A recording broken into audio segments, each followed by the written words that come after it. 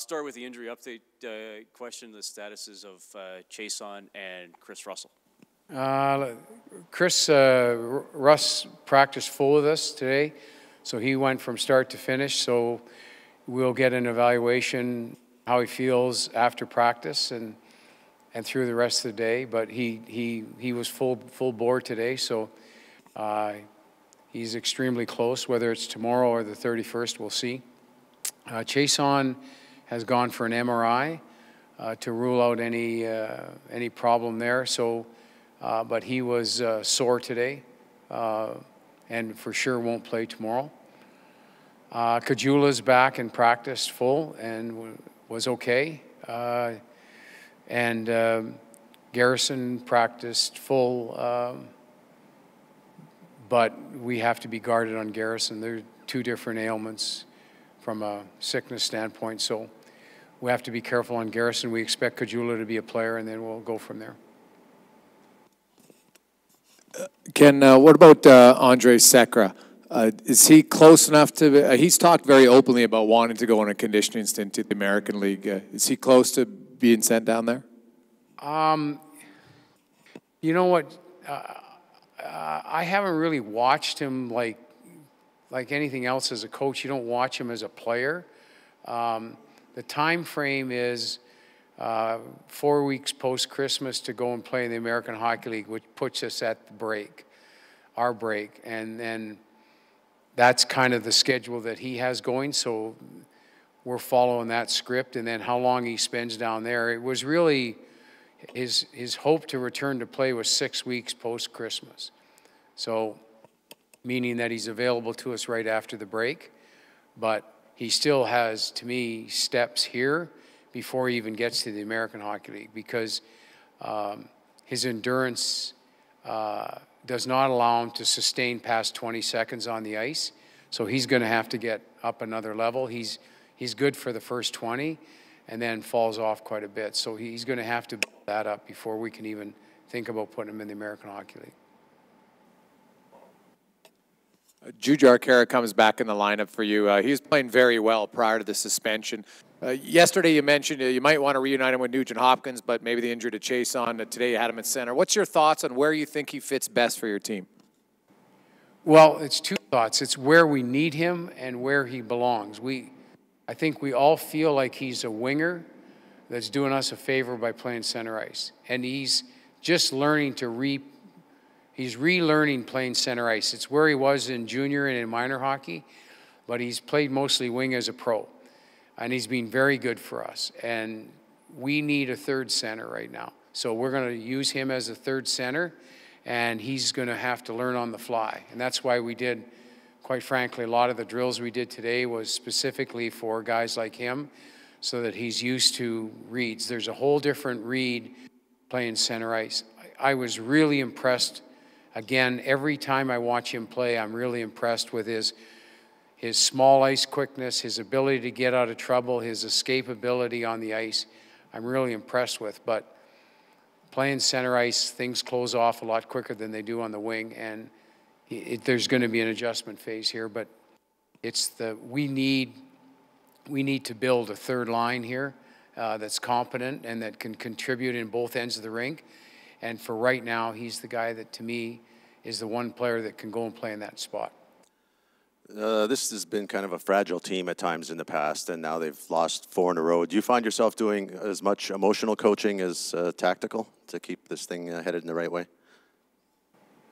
No, I hate that word fragile. That's a weak word for me, because that, to me as a coach, that's a sign that you can't go the distance. And we're anything but.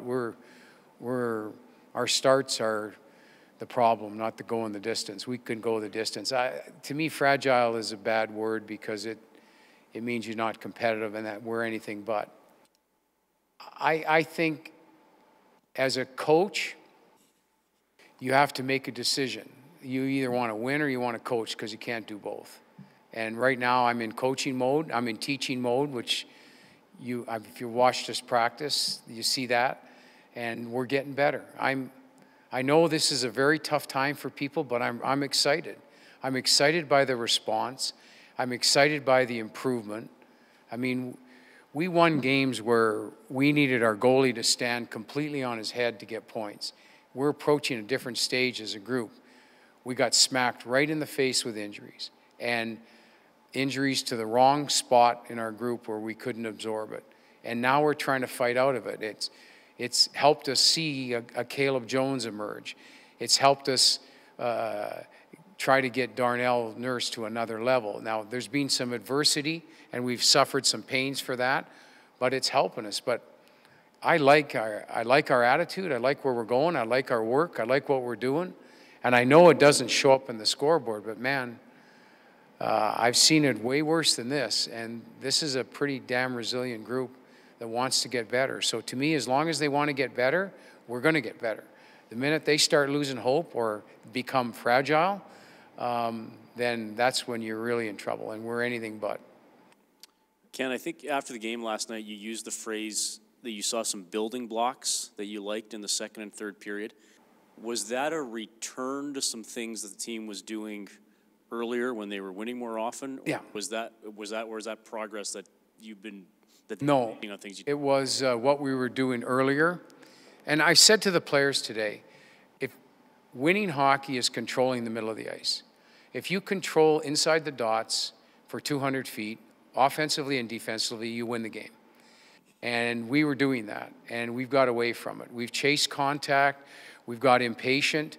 We've overstacked on forechecks. We've gotten caught. One pass has beat 3 guys. It's 2 guys for sure. And we've gotten over anxious, trying to do too much. And I saw some things in the second and third period that allowed us to have some growth. But it's a lot. When you've got a young team like we do, especially in key position, it doesn't happen overnight. You can win some games on emotion, but you got to win on discipline and good team play. And when we started to control the middle of the ice in the second and third period, then we really started to dial up the scoring chances. In 2 games, we've had almost 140 attempts at their net, which is a lot, but we haven't finished. But in saying that, the chances we've given up have been doozies. They've had lots of time at them, whether it's on the power play or 2-on-1s, stuff like that. And those are the things we're trying to eliminate. And when you chase to the outside, when you don't have numbers, you give up the middle. And that's what we've got caught on a few times. But there's teachable moments. It's not effort-based. This has nothing to do with effort-based. This has to do with positional-based. And I'm good at teaching that. 2 more, because we got to get going. But Daniel and Tom. Ken, you mentioned, we talked about Chris Russell, and with his return imminent, how do you see him changing the complexion of your defense, and where do you see him kind of fitting in once he does return? Well, you can never have enough veteran competitive players. It's the NHL. And he's a veteran competitive player that helps us win hockey games. You got to remember, he eats up huge minutes, all 5-on-5 or penalty killing. And he's a 20-plus minute guy. And when you start lopping those guys out of your lineup, we've had 2 or 3 go missing here. There's big holes. And him coming back in when he does, whether it's tomorrow or on the 31st, hopefully, then that really adds to our group because we're able to put people in different situations that help them and help us. But when you start missing 5-on-5 and PK guys, you usually pay for it sooner or later. Ken, San Jose comes into town tomorrow. What's your assessment of that club, and how do you snap a 4-game slide against them? I don't even look at it like a 4-game slide. It's just, to me, one day at a time right now.